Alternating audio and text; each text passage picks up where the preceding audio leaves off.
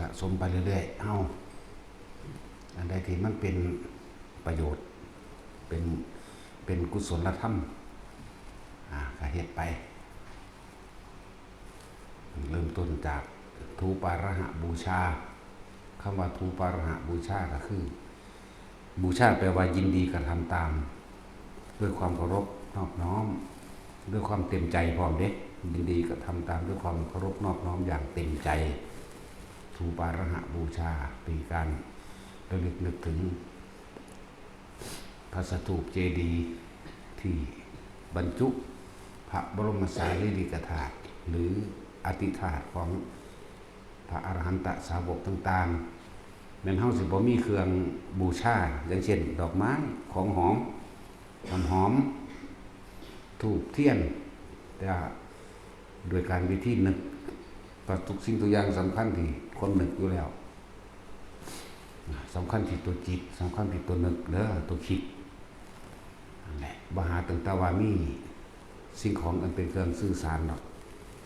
การให้ทานนี่ก็บูชาการบูชาด้วยการให้ทานก็คือทำตามเพิ่นนะนั่นบ่ล่ะนี่ก็เป็นบุญอันนึงบุญอันเกิดจากการให้ทานบุญอันเกิดจากการระลึกถึงสำคัญตัวระลึกถึงอันนึงบางคนที่มีความเคยชินคือเวลาเฮานอนก็สิเฮากราบพระเฮานั่นแหละแม่นบ่มีพระพุทธรูปเทิงหัวพระสงฆ์บ่เทิงหัวก็ตามเฮาก็กราบให้มันถึงจิตถึงใจเฮาต่างหากเฮานึกเอาก็ได้เด้ล่ะจักบ่ล่ะมันโหมยิทธิกันนึกเอาภาพก็ได้เด้ล่ะนึกเอาภาพพระพุทธรูปพระพุทธเจ้านั่นยืนอยู่ข้างหน้าเฮานั่นแหละเป็นคือเฮาก็กราบตรงหลังเท้าของเพิ่นนั่นแหละพระพุทธพระธรรมพระสงฆ์นี่ก็เป็นการบูชาระลึกเอาว่าเป็นทูปาระหะบูชาทั้งเบิดนั่นแหละจากพระพุทธรูปน้ำวัดหรือเวลาเขาเดินทางไกลน้ำรถเขาไปน้ำรถเขาเห็นพระพุทธรูปตะเลออยู่เขาก็ยกมือขึ้นไหวแม้บ่ยกมือขึ้นเขากะก้าวข้ามสรรเสริญพุทธคุณขึ้นก็ได้อยู่ในใจเขาเองบางคนก็อิติปิโสภควาอรหังสัมมาอยู่ในใจนั่นแหละแล้วแต่ได้ทั้งนั้นเด้อพุทโธธัมโมสังโฆหรือพุทธังธัมมังสังฆังสนังกัจฉามินะมัตถุพุทธานังนะมัตถุโพธิญานี่ล่ะว่าไปเข้าใจว่าล่ะบางคนนะโมพุทธัสสะนะโมธัมมัสสะนะโมสังฆัสสะสาธุก็ว่าไปนี่เป็นการบูชาเพิ่นบางคนบางวัดถ้าเข้าใจในการบูชาบางที่มันเป็นประเภทนี้ขึ้นมาจังซี่เขาเจ้าเฮ็ดขันมักกะยองเอาข้าวเหนียวปั้นน้อยๆไปวางในที่เขาเจ้าสารขึ้นมาเป็นคือพานนะจังซี่ก็ได้บ่ได้บาปดอกเด้อเห็นเขาเว้ากันเอาเขาบูชาเขาพระพุทธเป็นบาปว่าซั่นโอ้ยนั่นแหละอันนึงก็ซั่นก็เอาดอกไม้ของหอมไปบูชาก็เป็นบาปคือกันตัวเนาะเพิ่นก็บ่กินบ่ดมดอกเพิ่นบ่ไปเหน็บหูดอกบัดดอกไม้ของหอมถูกเทียนขันบ่ว่าบัดเอาเข้าขันว่าเนาะโอ้ยลูกเขาอีหามเอ้ยทั้งสั้นแล้วเป็นบาปโอ้ยมันบ่ไปฆ่าไผลักไผมันสิเป็นบาปมันทางใดเอาเงินถวายพระเป็นบาปมันสิมาหัดให้กูนี่กูบ่เป็นพระเอามาทีละ10 ล้าน100 ล้านกูมักเนาะทั้งสั้นแล้วมองได้บ่เอาก็เอามาให้กูนี่ลองมึงรู้กูสิเฮ็ดเป็นบาปอยู่บ่สั้นแล้วหลายอย่างที่เห็นเขาเอากันบางที่ก็เอาตั้งน้ำมันบ่เอาแก้วน้ำขึ้นบูชาหิ้งพระจังซี่นะเป็นบาปว่าซั่นโอ้ยอันมึงติเขาแล้วมึงเป็นบาปคักมึงไปขวางคนจิตใจของเขานึกถึงได้นั่นจักว่าล่ะอันนั้นเป็นเครื่องสื่อสารเด่นก็สั่นเก่าเขาใช้บาตรพระเป็นบาปเป็นตัวหาสแตกหัวสูแล้วก็อีพีปอบแต่นึงมาเบาเนาะกูก็เบาแก่สูคือกันนั่นแหละถ้าเอาดอกไม้ไปบูชาจังสิก็จะเป็นบาปนะต่างๆใดเอาเขาบูชาก็จะเป็นอย่างนั่นเป็นเครื่องสื่อสารมันเป็น อุปนิสัยของคนที่มีจิตใจใจสำนึกเป็นพุทธะเด้แล้วก็เป็นคนที่มีอุปนิสัยจิตใจของคนพวกนั้นมีเมตตากรุณาเมตตาอุเบกขาอยู่ในใจนั่นแหละเป็นพื้นฐานของคนที่เคยเวียนว่ายตายเกิดในพุทธศาสนาเด้คนพวกนี้เวลาพวกเข้าไปกรุงเทพตะกี้เนาะพ่อแม่สิห่อเขาให้เด้มีหยังกระสังเป็นไข่เป็นปลาแดกบองห่อเอาเด้ให้กินเขาให้ห่อเขาย่านบ่มีกินน้ำทางนั่นเห็นบ่จิตใจที่มีท่านอยู่ข้างในของแต่ละคนใต้สำนึกหรือในสำนึกหรือเหนือสำนึกกระสังก็มีอยู่ในนี่เพราะว่าพวกเฮาเกิดเวียนว่ายตายเกิดมากับพุทธศาสนามานานแล้วมามากแล้ว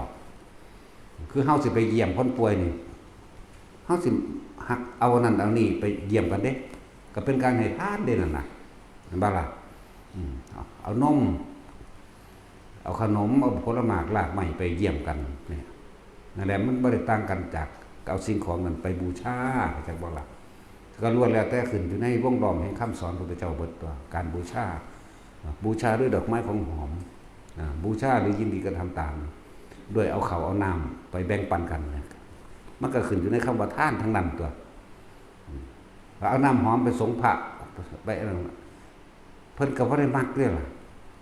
ในชิ้นแปลกก็บ่ได้ท่าน้ำหอมไหม เนาะมาลาคันทะวิเลปนะวาลนะนี่ก็มีอยู่กับพระเดชนั่นนี่ล่ะมาหาเฮานี่กูเอาแมงเบิดล่ะกูนี่ดอกไม้แดงไปเล็บมันกูก็สิเน็บหัวเน็บหูอยู่นี่แหละเฮ็ดให้เห็นแปลกประหลาดมันก็ได้นั่นแหละอันใดก็สร้างสิมันน้อมนำเข้าไปสู่ความสงบเย็นใจใดเฮ็ดเลยบ่ต้องไปยันอันคนที่มันเว้านั่นน่ะมันบ่ได้บวชเด้น่ะบักห่านั่นบักใส่แว่นนั่นจักว่าล่ะบักแว่นนั่นน่ะจังมันชื่อว่าแมงได้ดูเขาอีแตดหมาก็เลย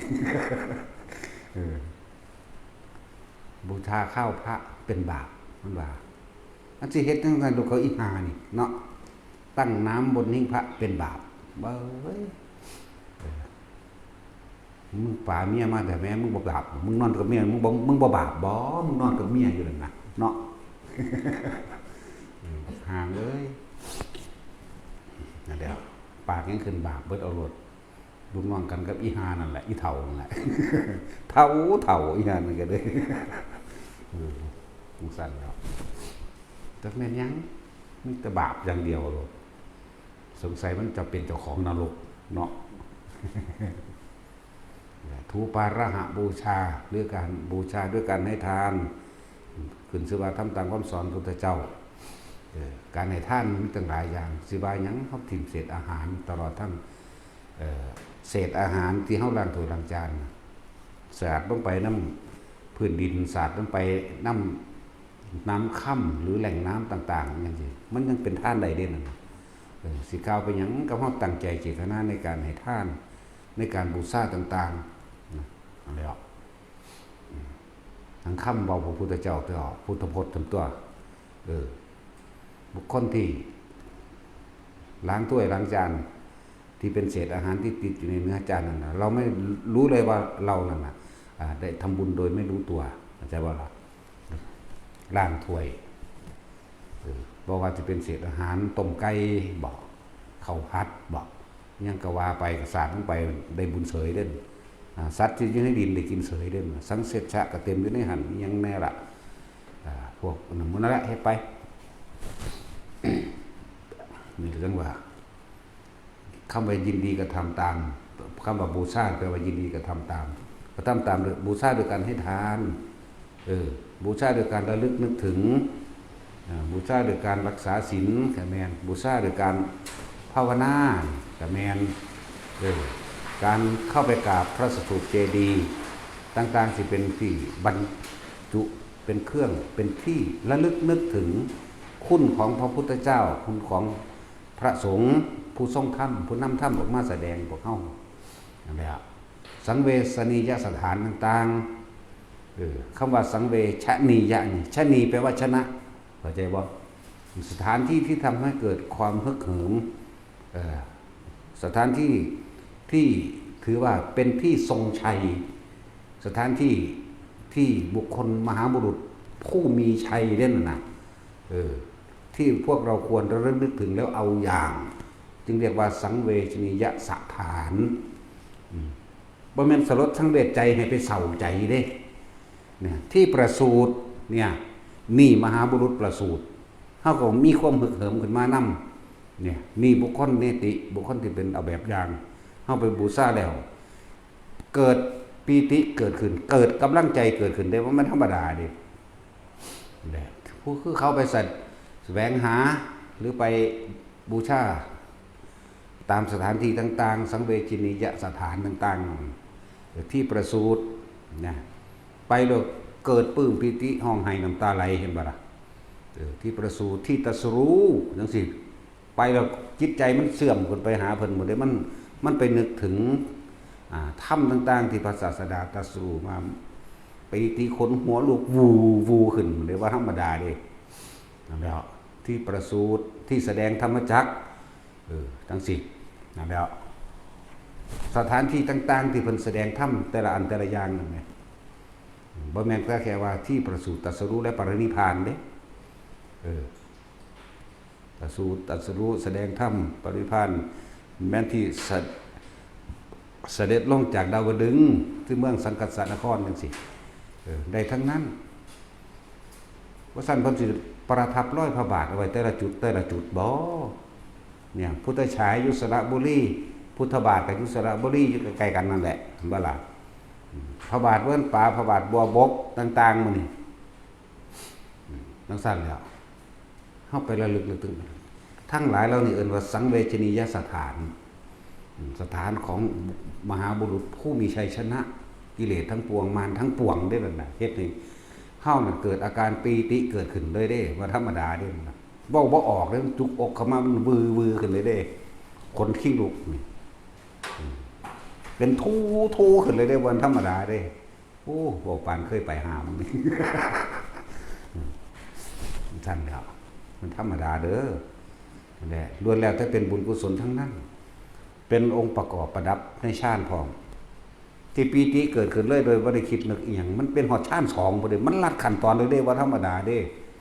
พวกใดได้ไปนั่นน่ะจงภาคภูมิใจ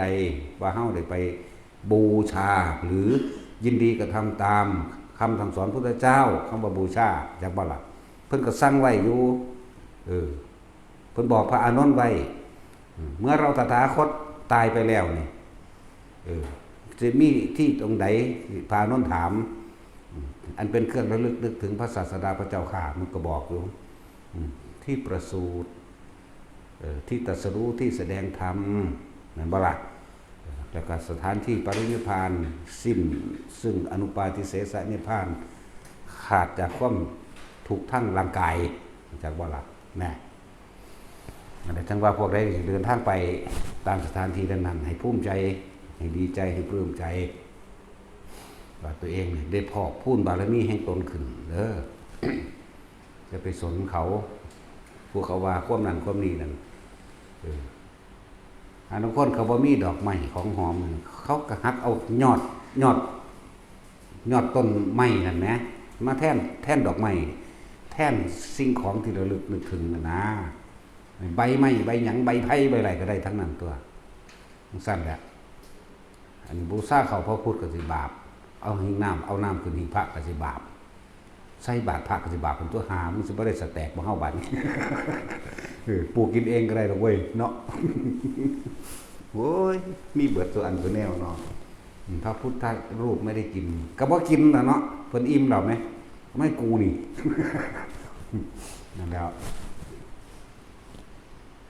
หาแต่แนวมาต้านมาท่านหาแต่แนวมาเว้าหักหานเป็นสั่นเฮาก็หักมันคือกันนั่นแหละการสร้างพระพุทธรูปจังซี่พระเจ้าพระเสนมาสร้างก่อนหมู่จักว่าล่ะลายไม้ลายมืออันเป็นตัวอย่างที่เขาทำตามเพิ่นพระพุทธรูปที่แกะสลักด้วยไม้เห็นบ่ล่ะพวกที่เป็นบ้านเก่าๆหยังกับเมืองเก่าๆนี่มีเบิดเด้อล่ะมีเบิดพระพุทธรูปแกะสลักไม้ก็ได้ตัวอย่างมาจากพระเจ้าพระเสนนั่นก็เรียกว่าเป็น ทุสเจดีย์ก็ได้เป็นธุระปาระหบูชาอย่างหนึ่งคือกัน มันร่วมอยู่ในนี่แหละมันสิบาปยังเลยบ่ไปเห็นวัดใดว่าบ่มีเด้ล่ะเนาะว่าบ่มีขันวาดเอามีคือเก่าเป็นหนังสือบ่มีในหนังสือมันนั้น วาดเอานั่นแล้วอันใดที่มันเป็นไปเพื่อความสงบใจอันใดไม่เป็นไปด้วยความไม่เบียดเบียนทำลายผู้ใดผู้หนึ่งเสียอยู่ในทรัพย์สินนั่นน่ะเฮ็ดเลยเป็นบุญทั้งนั้นนั่นแหละคนที่ได้ไปสถานที่ต่างๆนั่นน่ะพวกเจ้าได้บุญเต็มที่มันเป็นบุญเป็นชาติเลยเด้มันธรรมดาเด้มันเป็นชาติเพราะว่าอย่างถ้านั้นแปลว่าเพ่งบางใดความคิดของท่านเพ่งไปหาบางนั้นแล้วจอไปหาเป็นวิตกหมายถึงคิดถึงแล้วเข้าใจบ่นี่วิตกวิจารปิติสุขเอกคตาเฮาคิดว่าถ้าไปต้นศรีมหาโพธิ์อันเป็นที่ตรัสรู้พุทธเจ้านั่นเอิ้นว่าวิตกหรือคิดถึงแล้วพอไปถึงสถานที่นั้นนี่จิตใจของเฮาความคิดของเฮานั่นตั้งใจไว้คิดไว้ว่ากูสิเดินเวียนรอบจัก3รอบกูสิสวดอิติปิโสกูสิอันนั้นอันนี้มันบ่ไปถึงมาถ้าได้สวดหยังมันได้ว่าหยังซ้ำขนลุกวื้อวื้อขึ้นน้ำตาไหลวื้อออกก็มีนั่งสมาธิลงโตโยกโตโครนโตสันโตค้อนนั่นแหละมันเป็นชาติเลยเด้นั่นน่ะจักบ่ล่ะนั่นแหละจังว่า ไปพอกพูนกำลังใจของเจ้าของเองเพื่อให้เกิดกำลังใจเพื่อมันจะเกิดความฮึกเหิมขึ้นจักว่าล่ะศรัทธากล้าขึ้นเด้มั่นใจมากขึ้นของแปลกประหลาดบ่เคยรู้บ่เคยเห็นบ่เคยเป็นก็เป็นเด้เป็นในจิตในใจเป็นในตาของผู้นั้นน่ะตาในของผู้นั้นน่ะของภัยของมันนั่นความเห็นนั่นแม่นบ่ล่ะบางที่ไปเห็นคือพระพุทธเจ้าองค์จริงนั่งอยู่โอ้ยมันเว้าบ่ออกมันจุกเข้านี่มันให้ขึ้นโลดนะนั่นแหละจังว่าไปมีผู้ใดมานั่งเบิ่งลมเท่าตายดอกหน้าเนาะที่ป่าขึ้นเอาตั้งเก่าจังซี่อานาปานสติตั้งแต่เกิดมามึงคิดได้อยู่บ่จังซั่นเนาะก็ต้องค่อยๆเป็นไปตัวเชื่อสิผ่านขั้นตอนทั้งเก่าได้สุขสวัสดิ์ว่างได้ถึงอุเบกขาเนาะท่านศีลเนกขมะปัญญาวิริยะขันติสัจจะอธิษฐานเมตตาอุเบกขานั่นแล้วจังสิถึงขั้นปล่อยว่างสังขารุเปกขาย่างเข้าไปตัวที่แรกก็ยังท่านนี่ดิสั่นเฮ็ดจังไดสั่นอะไรทั้งว่าให้กำลังใจแต่ละคนเด้อบ่ผิดจักอย่างนั้นพวกเจ้าสิเอาใบตองกล้วยไปเป็นที่บูชาพระพุทธเจ้าบูชาพระสถานพระเจดีย์ได้ทั้งเบิดขึ้นอยู่ที่เจตนาเฮาต้องการเฮาบ่มีแนวบูชามีข้าวปั้นนั่นว่าล่ะบ่จักน่าสิบูชาก็เอาข้าวบูชาก็ได้ตัวปั้นทอผมมือนี่ก็ได้ทั้งนั้นน่ะแล้วสิว่าหยังนางปุณธาสีก็คือนางวิสาขาสมือนี่แหละจักบ่ตะกี้เราเป็นคนทุกข์คนยากเด้เป็นคนตำเขาให้เศรษฐีตำเขาเดี๋ยวเขาก็แบ่งเขาให้1 ทัพพี่แล้วก็เอาไปแล้วก็ไปเลือกเอาห้ำนะครับที่เขามันฟงออกนะเอาห้ำเอาเข้าไปมาปนกันปิ้งจี้ดำขีมีอยู่ทั่วข้างล่างก่อนหมดเลยหลังจากตำเขานั่นแล้วก็จะไปฮดสวนดอกไม้ในระหว่างการเดินทางมาระหว่างการเดินทางมาเขาจี้แล้วมีอยู่2 ปันเลยแต่แล้วก็จี้ดำๆอะไรในสมัยพระพุทธเจ้าองค์หนึ่งซื้อเพิ่นบ่ได้แล้วสิเว้าผิดซื้อองค์นั้นองค์นี้อีกละหามันมีนั่นแหละเพิ่นนั่งไปพูนเห็นพระพุทธเจ้าฉายสัพพันนรังสีมาแต่ไกลเป็นกิโลโอ้ยเฮานี่เป็นคนทุกข์คนยากเพราะว่าเฮาบ่ได้ให้ทานการทำบุญต่างๆเฮาถึงมีวาสนาแม้มารดาบิดาก็ไม่เคยเห็นหน้าพ่อแม่อาจจะตายก็ได้นะแล้วก็กลายไปเป็นคนทุกข์คนยากเป็นทาสมีชื่อว่านางปุณณภาสีปุณณภาสีเพราะว่าเฮาเกิดมานี่ทุกข์ยากลำบากก็ว่าไปเพราะว่าเฮาบ่ได้ทานมื้อนี้ของท่านเฮามีแล้วแต่ว่าเป็นของต่ำนะของเป็นของต่ำเป็นของหยาบเพิ่นคิดในใจเพิ่นบัดนี้บุคคลผู้รับทานก็มีแล้วเป็นพระพุทธเจ้าเป็นผู้ประเสริฐสูงสุดบ่ฮู้คือกันว่าเพิ่นสิสันเพิ่นสิกินนี่เฮาบ่เนาะ เพิ่นสิกินบ่กินก็สร้างดอกเฮาเอาใส่ได้บาทแล้วเพิ่นหลับตาเฮาไปเพิ่นสิโยนทิ่มออกจากบาทเพิ่นก็สร้างดอกจังได๋ก็สร้างก็ขึ้นชื่อว่าความยากจนอย่ามีแก่ผู้ขาอธิษฐานเห็นว่าตั้งใจมุ่งมั่นสู่จุดหมายว่าต่อไปในการข้างหน้าคำว่าทุกข์ยากลำบากคำว่าไม่มีจงอย่าบังเกิดกับข้าพเจ้าบ่แม่นขอให้เขาเสกเด้คำว่าอันตัวนี้คำว่าอธิษฐานนี่ตั้งใจมุ่งมั่นว่าสิให้ทานเพราะว่าตัวเองลำบากตัวเองทุกข์โดยการกระทำโดยการเอาเข่าใส่บาตรเพิ่นเดินมาไกลๆแล้วครับนิมนต์เจ้าข้าพุทธเจ้าก็น้อมบาตรมา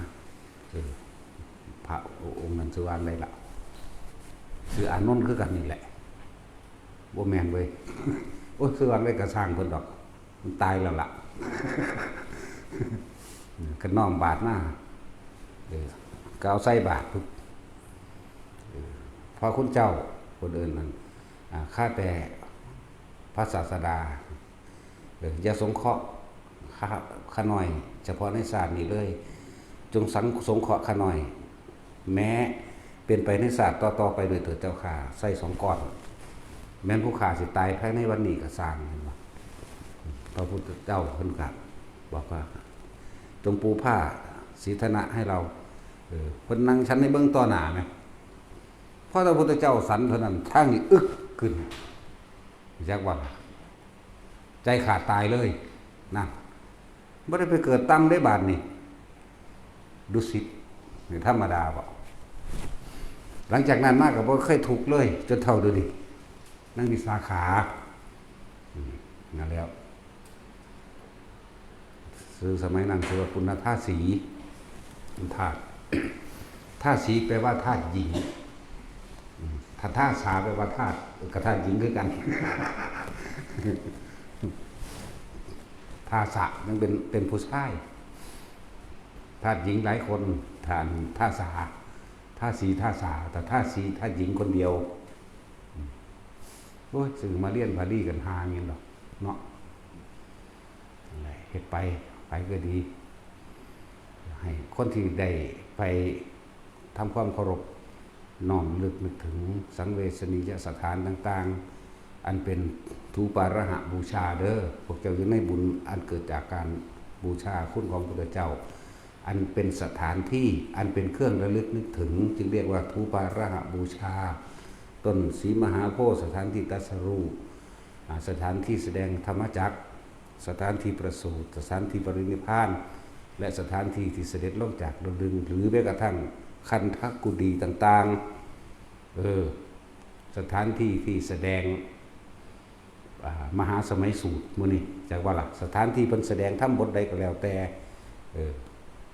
นั่นแหละพวกเจ้าไปถึงณสถานที่แห่งนั้นเกิดปีติ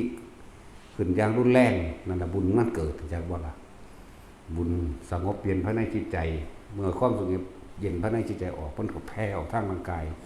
เป็นอาการปิติขนพองสยองก้าวร่างกายโยกสั่นไหว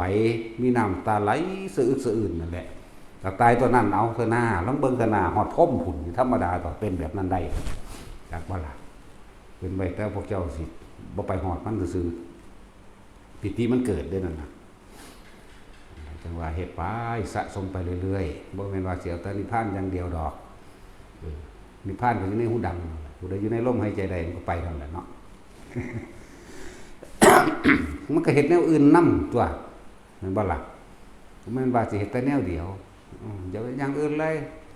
บุญสูงสุดคือบุญเกิดจากการภาวนาแล้วมันบ่กินบ่ไผก็เลยเนาะกินคือกันตัวพระพุทธเจ้าเพิ่นก็กินได้ล่ะ ตะกี้เพิ่นก็ภาวนาเอาอย่างเดียวจนว่าจอยแห้งเบิดเอาโลดบัดสุดท้ายเพิ่นก็มากินข้าวนั่นล่ะก็อ้วนพี่ขึ้นมาใหม่แน่อย่าย่อนจนเกินไปก็อย่าย่านจนเกินไปเฮ็ดพอดีอยู่ประมาณปานกลางอันใดที่เฮ็ดได้ก็เฮ็ดไปนั่นแหละเฮ็ดไปเรื่อยการสร้างพระพุทธรูปมื้อนี้เฮาเรียกว่าเป็นการสร้างอุเทสิกะเจดีย์ระลึกนึกถึงคุณของพระผู้มีพระภาคเจ้าในอุเทสิกะเจดีย์โดยการสร้างพระพุทธรูปมีมาก่อนหน้านั้นอีกก่อนพระพุทธเจ้าโคดมเฮา พุทธเจ้าโคดมเฮาก่อนที่เป็นพุทธเจ้าก็สร้างมานับประมาณบ่ได้แล้วล่ะเหมือนกันกับที่เฮาสร้างหรือ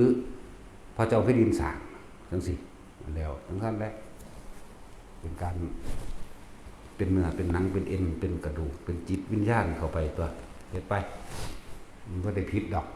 บางพวกสอนว่าบาปเท่าเม็ดดินสั่นบาปโคตรพ่อโคตรแม่มันบ่เท่าเม็ดดินโอ้ยแล้วไหนกูด่าแม่งเก็บแสกไปยังเลยสร้างพระพุทธรูปยังได้สิไปบาปด้วยมันบ่แม่นจักเม็ดบางภพบางภูมิขออยากเปลี่ยนภพเปลี่ยนภูมิว่าเคยสงเคราะห์ซึ่งกันและกันมาขอพระพุทธรูปเด้จะขอรูปเหมือนเป็นพระพุทธรูปนั่นแหละเป็นตุสะเกดีย์ให้พวกผู้ขาได้บ่เอาเท่าใดเฮาเคยเป็นญาติกันบ่บางที่พระสงฆ์องค์เจ้าที่เป็นญาติกับเฮาเองญาติโดยกรรมก็แม่นญาติโดยสายเลือดก็มีเจ้าเคยเอาของสงฆ์ไปเจ้าบ่เฮ็ดผิดอย่างอื่นแต่ว่าเจ้าเอาของสงฆ์ไปเฮ็ดจังได๋ก็แก้บ่ได้ก็เลยถามเอาเกี่ยวให้เขาเอาเกี่ยวให้เขาโดยสงก็ยับยั้งไว้เข้าใจบ่เมื่อมันมีคือของเปรียบเทียบง่ายคือบุญกฐินเขาเฮ็ดกฐินมาบริวารของกฐินอาจสิเป็นต้นอ้อยมะพร้าวมะเพิ้วหยังแล้วแต่หลายอะไรอย่างนี้หั่นแหละมีครกมีสากมีมีดมีเสียมมีเกี่ยวมีหยังพอดีพระผู้เพิ่นทำความสะอาดนั่นนึงเพิ่นจะได้เกี่ยวพอดีก็จะได้เกี่ยวเพื่อสิไปเกาะกาบมะพร้าวเกาะยังหรือว่าต้อยมะพร้าวเอาเป็นขวดนะเพิ่นก็เลยเอาให้คนที่พอใจไม่ใช่ว่าล่ะสงฆ์อยู่ในกลุ่มนั้นก็บอกว่าโอ้ยจะเพิ่งเอาให้กับข้าน้อยนะเดี๋ยวพอดีแล้วผมก็อยากได้อยู่เพราะว่าจะเอาไปดึงมะพร้าวใบมะพร้าวกับมะพร้าวหรือเกี่ยวพร้าวเป็นยังดอกซ้ำนิดนึงกันว่าให้เขาซ้ำนี่แต่สงฆ์ทัดท่านเดี๋ยวอยากให้เด้ไผก็ดีสงฆ์บ่ได้อนุญาตบ่แม่นเจ้าของคนผู้เดียวคืออยู่นี่ใครอยู่เด้เดี๋ยวตาหลวงพ่อได้อยู่นี่จังซั่นเด้ก็แสดงว่าสงฆ์แต่บ่มีผู้ใดทัดท่านแหมนั่นบ่ล่ะแต่อยู่หันพระองค์6 7องค์นึงดอกพอดีเขาเจ้าอยากได้เกี่ยวเขาเจ้าจะมามัดใส่ไม้สาวจักไม่เศร้าบ่มัดยางมัดเพื่อสิไปดึงเกาะพ่วงมะพร้าวหรือเวลาต้อยมะพร้าวแห้งมะพร้าวยังพอดีไม้ไผ่ลำนึงขึ้นไปก็ดึงได้นะพระองค์นึงเพิ่นก็เลยว่าโอ้ยจ้ะพวกผมกำลังอยากได้พอดีคั่นน้อยว่าสำเนียงจะไปยังได้เอาให้เขารอดถิ่มเล่งไปนี่ต่อตาสูงพระเจ้าบ่ได้เต็มใจให้แม่ซั่นแหละผิดหลายอะไรอย่างที่เฮารวบรวมมาในประสบการณ์ต่างๆที่ฮู้ได้เห็นพร้อมทั้งซั่นล่ะเลยขอหยังชำระหนี้สงฆ์ให้แน่เอาหยังแน่เอาให้เบิดทีเดียวเลยพุทธรูป60 นิ้วนั่นแหละจักว่าล่ะถ้าสิเว้าโดยตะกี้ว่า4 ศอกสิ้นเบิดเลยในกลุ่มที่มาขอเฮาก็สร้างให้นั่นแหละเอาให้มองหันทางไปลาวมันก็ให้นั่นแหละมันมีกรรมต่อกันเด้งจักบ่ล่ะจังให้ไปมองพุ่นแน่มองนี้แน่นี่แหละมองนี้ก็สิสร้างให้อยู่15 ค่ำเดือน7นี่แหละสิสร้างไปไว้นำอาจารย์โน่นนั่นแหละมีแนวเกี่ยวกันอยู่หั่นแหละจังเอาให้นั่นแหละนี่ก็อย่างนึงข้างพุทธรูปทั้งเบิดขึ้นหน้าตัก4 ศอกจักว่าแต่นี่ละสำคัญนี่แหละกับเฮาอยู่เดียวนี่เหมือนมันเลย4 ศอกของตัวอยู่นี่แม่นบ่เว้ยมันสิเกลี้ยงไปเบิดตัวเป็นสร้างหน้าตัก4 ศอกนี่เป็นการชำระหนี้สงฆ์ให้เขาเจ้านำอันนั้นอื่นเพิ่นดีเบิดอยู่มาฆ่าตัวนี้ทำบุญแล้วอุทิศให้แผ่เมตตาให้บ่ได้บ่หายบ่ไปมันเป็นหยังกันแน่นะว่ามาคักๆก็ดูนะโอ้ยเอาเกี่ยวให้เขาแน่เกี่ยวได้นี่ที่จริงสิยังกระไรอยู่ดอกแต่ว่าสงฆ์พร้อมเพียงเต็มใจให้เข้าใจบ่ถ้าสงฆ์พร้อมเพียงเต็มใจให้มันก็เป็นหยังถ้ามีองค์ใดองค์หนึ่งคัดค้านเห็นบ่ว่าซั่นเพิ่นสิเวลาเพิ่นการกฐินอันนั้นอันนี้ว่าซั่นเพิ่นสิว่าสงฆ์องค์ใดมีความเพียงพอต้องใจว่า ให้รับจงกล่าวคำมุตนาสาธุถ้าสงฆ์ใดบ่มีความเห็นตรงใจคอยคัดค้านขึ้นมาเพิ่นก็นิ่งไว้อย่าเข้ากันบ่ล่ะถ้ามีผู้ใดว่าบ่สมควรเจ้าข้านี่หยุดซุ่มกันไหมจะบ่ล่ะสั่นตัว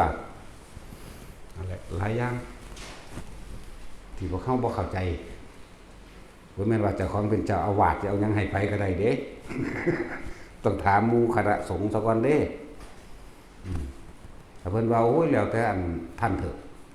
ก็แล้วแต่อันนั้นอย่างหนึ่งจากว่าล่ะถ้าว่ามีอันใดหนึ่งเพิ่นมาขัดขานว่าหยุดอย่าเฮ็ดนั่นแหละมีอันอย่างหนึ่งต้องชำระสงฆ์จังสิหนึ่งแผ่นดินนี่หนักบ่ซั่นสิพาเฮ็ดสิเฮาซื้อธรณีสงฆ์นี่แม่นบ่ล่ะธรณีสงฆ์ยิ่งใหญ่แล้วต่อมาก็เป็นพระพุทธปฏิมากรหรือเรียกว่าทุสเจดีย์เป็นเครื่องระลึกถึงพระพุทธเจ้ารูปร่างหน้าตาของพระเจ้าเป็นแบบนี้เป็นผู้ทรงธรรมแบบนี้เป็นผู้นำธรรมะมาแสดงให้ก็หมู่สัตว์แบบนี้นะนั่นแหละพระเจดีย์ก็แม่นเด้อผู้ใหญ่เพิ่นเฮาก็มีเงินสร้างแล้วเนาะ พุ่นหลวงพ่ออินทวายเฮาก็สาธุเอาก็ได้ตัวเพิ่นนั่งยอดชัดทองคำตัว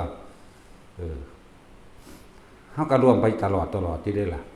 ทุกคนได้ร่วมเบิดหลายอยู่ในนี่จักว่าล่ะร่วมก็สิไปประกาศให้คนอย่างนี้นำปานนั้นบ่มันก็โอนไปเลยเอาตัวเนาะสุดแนวนั่นแหละพระเจดีย์บรรจุพระบรมสารีริกธาตุตลอดทั้งอรหันตธาตุทั้งหลายนั่นทองคำนี่หั่นก็ของเฮาคือกันตัวเนาะก็เฮาก็โอนไปเรื่อยอยู่แม้หันบ่ค่อยเว้าซื่อนั่นล่ะนั่นก็แม่นแล้วก็สงฆ์แล้วก็คนที่โอนเงินเข้ามาอยู่ในนี่ก็สร้างบ่เคยเห็นเฮาจักเทื่อก็สร้างอยู่เมืองนอกก็ตามหยังก็แล้วแต่นี่ผลทานบุญกุศลกรรมดีที่ท่านทั้งหลายเราได้กระทำมาแล้วตั้งแต่อดีตจนถึงปัจจุบันณสถานที่แห่งนี้ขอผลทานบุญกุศลกรรมดีของท่านจงถึงแด่นี่มารดาบิดาท่านญาติของท่านเจ้ากรรมนายเวรท่านตลอดทั้งสรรพสัตว์ทั้งหลายนี่คือการทรงบุญนะครับทรงบุญห่วยเฮาก็มีของเฮาเว้ยสิทธิกิจังสิทธิกำมังสิทธิการิยะเฮาก็มีของเฮาคือกันเลยเนาะคาถาของไผของมันเด้มันก็มีของไผของมันตัวมันผุดมันเป็นวิธีเฮาก็อาศัยอำนาจดุจดังบ่พาตถาคตเจ้าตัวสิทธิกิจจังจักบ่นี่กรรมสิทธิ์ของเฮาสำเร็จนี่จักบ่กิจที่สำเร็จนี่สิทธิกิจจังสิทธิกำมังในการกระทำทั้งหลายเหล่านี้นี่เห็นบ่เนี่ยสิทธิการิยะตถาคตข้าพเจ้าเป็นผู้มีสุดดุจดังว่าองค์พระสัมมาสัมพุทธเจ้าได้ดังจักบ่ล่ะเฮ็ดได้คือกันตัวแต่ว่าผู้อื่นบ่ได้คือเฮาเด้แต่เฮาผู้เดียวนี่ทานโพธินิเตโชชโยนิจังสิทธิโรโพนิรันตรังถ้าสิให้ท่านสัพพะทานังพระวันตุเตถ้าสิให้พรสัพพะราพังพระวันตุเตจักว่าล่ะแยกเอาตัวภาวนาเอาใครอยากฮู้ ของใครของมันแต่ว่าอนุญาตให้หมู่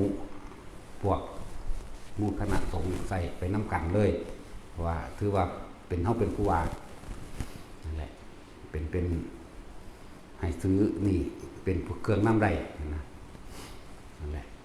แล้วก็บ่ว่าไผสิเป็นหนี้อิหยังก็สร้างเวลาใดที่เฮาซื้อดินธรณีสงฆ์ใส่ในหมู่สงฆ์ก็อย่างว่านี่เฮาก็สิอธิษฐานแบบนั้นหากท่านทั้งหลายนี่ได้เคยได้เอาของสงฆ์ไปทั้งที่ตั้งใจและไม่ได้ตั้งใจเด้ทั้งที่มีแล้วในอดีตเนี่ยในอดีตการนับประมาณไม่ได้จะรอทั้งปัจจุบันชาติของทุกท่านทั้งหลายที่พวกท่านได้ร่วมกันซื้อที่ดินหรือธรณีสงฆ์เหล่านี้ขอที่ดินและธรณีสงฆ์เหล่านี้จงเป็นเครื่องชำระหนี้สงฆ์ให้แก่พวกท่านทั้งหลายเหล่านั้นด้วยเถิดนี่คือการชำระหนี้สงฆ์ให้พวกเจ้าแผ่นดินนี่หนักกว่าหมู่เด้อยังกระสร้างแผ่นดินหนักกว่าเข้าใจบ่อะไรบางท่านแล้วท่านให้สัตว์เดรัจฉานเท่านี้ไล่ไปท่านหอดเดรัจฉานเท่านี้ให้คนบ่ดีเท่านี้ให้คนมีศีลเท่านี้ให้คนมีฌานเท่านี้โสดาสกิทาคานาคาจนถึงพระอรหันต์ได้มีอานิสงส์เท่านี้บัดนี้สังฆทานในพุทธเจ้า100เทื่อสู่สังฆทานในสงฆ์4องค์บ่ได้ อ่ะท่านให้สงฆ์สิองค์สู่วิหารท่านเทื่อนึงบ่ได้ร้อยเทื่อนี่เข้าใจว่าล่ะนี่ล่ะเอิ้นว่าวิหารท่านคือธรณีสงฆ์นั่นแหละจังซั่นบ่แม่นแต่ว่าสิเป็นกุฏิอย่างเดียวกุฏิถ้าบ่มีขี้ดินหม่องตั้งมันก็ตั้งบ่ได้เด้เนาะบ่ได้เอาร้อยไว้เทิงฟ้าแม่เนาะบ่เล็กน้อยเห็นบ่ของเจ้าของร้อยอยู่เทิงฟ้าเอาอยู่บ่อยู่บ่เจ้าสิเอาอยู่บ่โอ้ยเอาว่าซั่นโอ้ยสัวสร้างเสียเบิดบ่มีสมองไหลการศึกษาเนาะยังว่าให้ไปนิพพานบ่ได้ให้ไปสวรรค์เนาะบ่เล็กน้อยโอ้ยสงสัยสิข้างนำมันนั่นแหละคือเพราะว่าใส่บาตรนั่นเลยมาแม่ยับเข้ามาอีกแม่แต่โอ้ยหลวงพ่อสิมาเห็นหลวงพ่อสิเว้าเห็นบ่เห็นคือเก่าอยากตะพัดภาคจากกันเนาะเป็นว่าทางว่าเจ้าสวรรค์เอาว่าซั่นโอ้ยยังว่าไปนิพพานตั้งไว้มันสุดตัวเสร็จแล้วตึกด่าบ่บาดซ้ำสวรรค์บ่ได้ไปสนใจเด้จักว่าล่ะตั้งสูงไว้มันคือข้างสูงเองหรอกครับบ่ถึงก็เลยจะไปตั้งต่ำ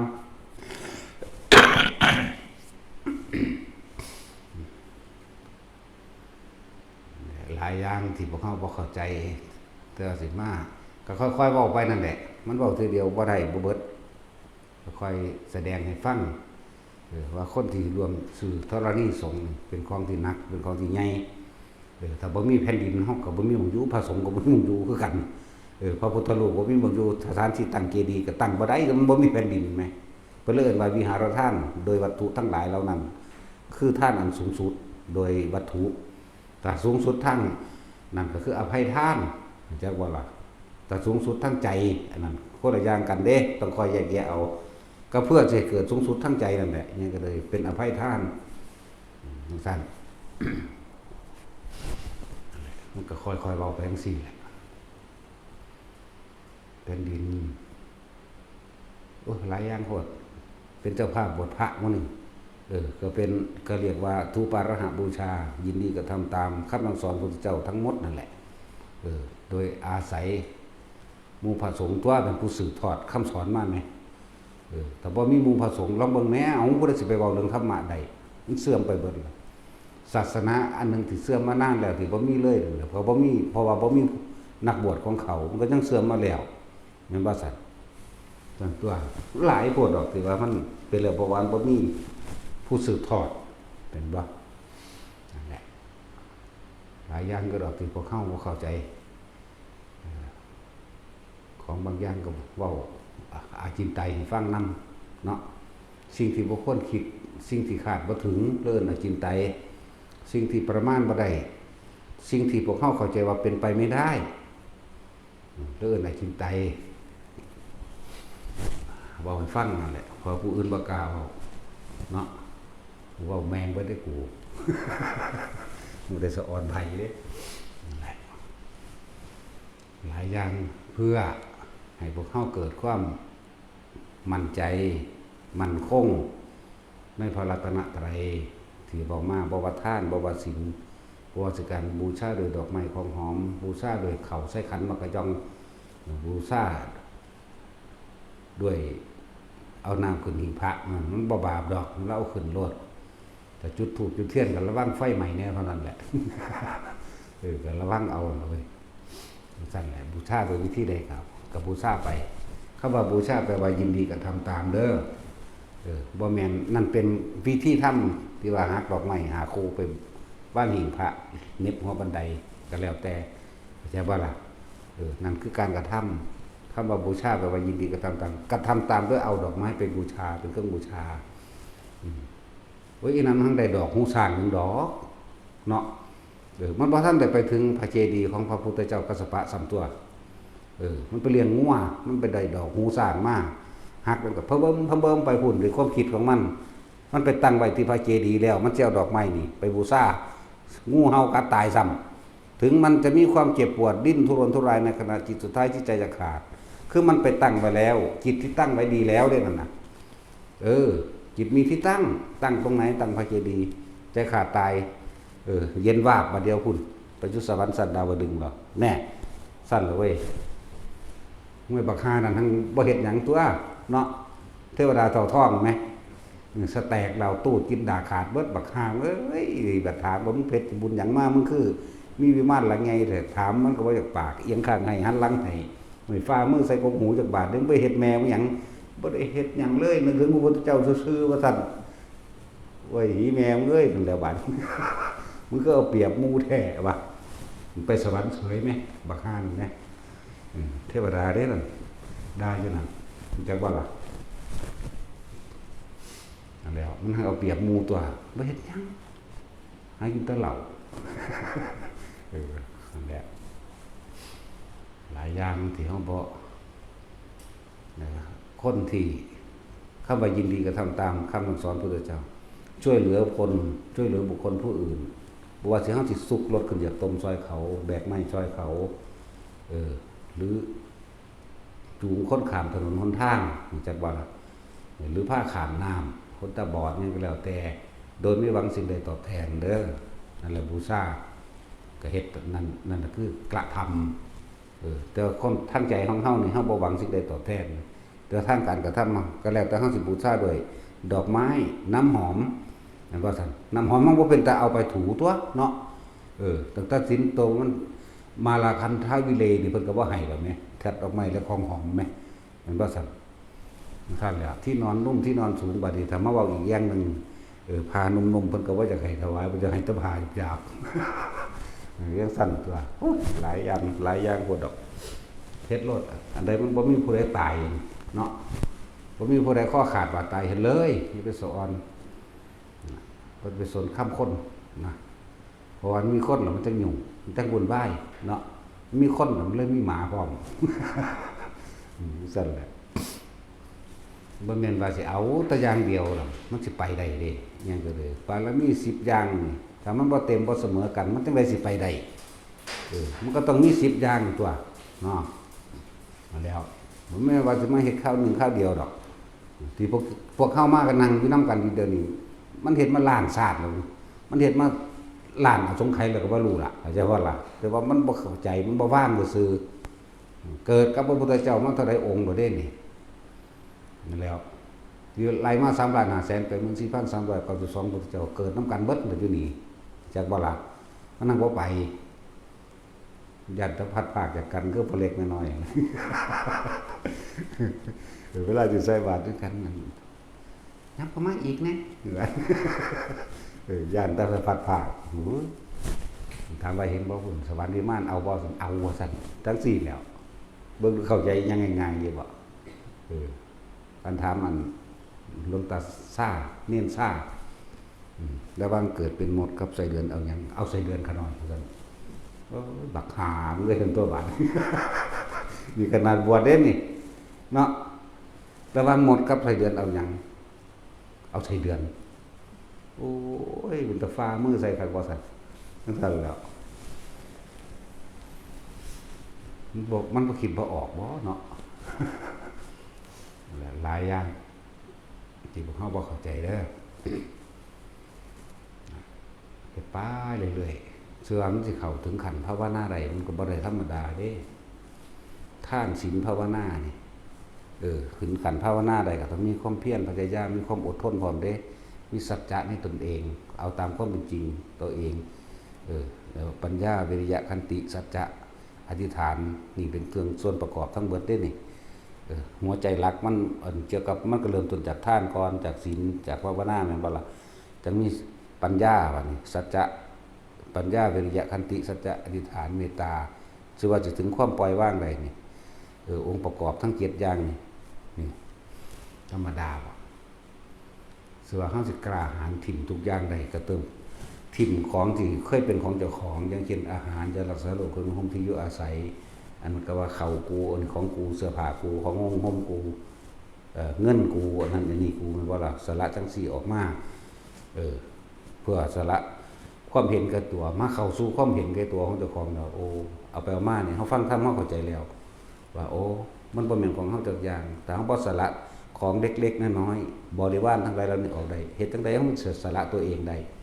ต้องสละตัวเองได้บ่นี่คือต้องมองข้ามความตายแล้วจึงเข้าใจว่าร่างกายนี่บ่เป็นของเฮาได้บัด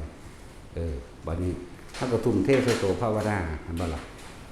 โอ้ไปภาวนาแต่สถานที่ต่างๆเกิดความรู้ความเห็นต่างๆถ้าเฮาบ่มีความเพียรบ่มีความเพียรพยายามของเฮาเองบ่มีความอดทนของเฮาเองบ่รู้ตามความเป็นจริงคือสัจจะของเฮาเองมันยากอยู่เด้สัจจะคือความจริงว่าคนเกิดมาตายทุกสิ่งจะเป็นจังหน้าตาแล้วก็รู้ตามความจริงว่าการคนที่มาภาวนาเฮามั่นใจอยู่แล้วว่าอานาปานสตินี่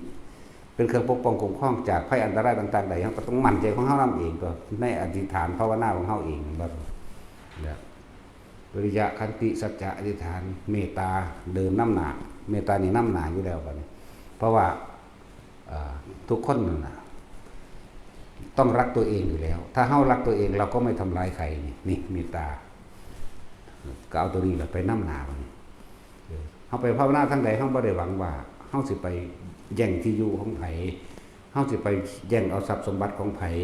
บ่ได้ไปแย่งดินไผบ่ได้ไปแย่งซึ่งหลายๆอย่างเด้ที่เฮาออกภาวนามาจริงๆน่ะที่ออกไปตามสถานที่ต่างๆมาจริงพบพ่อเบิดทุกอย่างถึงได้เว้าให้ฟังนั่นของเล็กๆน้อยๆซื่อๆเด้ไปแสดงแถวข้างทะเลพม่าพุ่นมันดาเลของประหลาดเกิดขึ้นธรรมดาอยู่ข้างทะเลนั่นแหละลมก็แห้งๆเติมอยู่เฮาก็อยู่กับลมอยู่กับอุณหภูมิอยู่กับลมเฮานี่แหละเพิ่นนั่นลุกขึ้นมาจากน้ำบักใหญ่เลยบ่ได้น้อยเด้ที่เว้าเรื่องสูงบ้ามันบ่ต่ำกว่า10เมตร20เมตรเลยมันใหญ่อีหลีเด้ที่แรกมันดังตุ้มขึ้นมาก่อนเป็นคล้ายๆเป็นคือก่อนสิฟ้าดำแต่ว่ากลางคืนนี่เป็น